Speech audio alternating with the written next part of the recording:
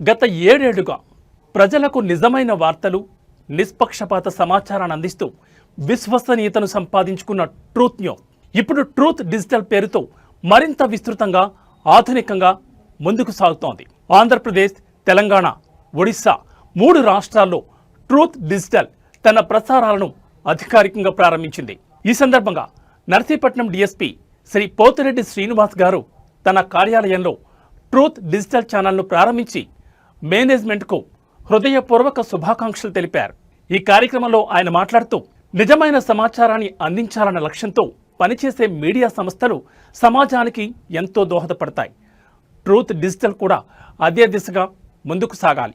సమాజంలో జరుగుతున్న అవినీతిని వెలికితీయడంలో ప్రభుత్వానికి, ప్రజలకు మధ్య వారధిగా నిలవడంలో ఈ ఛానల్ తన పాత్రను నిష్పక్షపాతంగా పోషించాలని ట్రూత్ డిజిటల్కి తన సంపూర్ణ సహకారం ఉంటుందని పేర్కొన్నారు.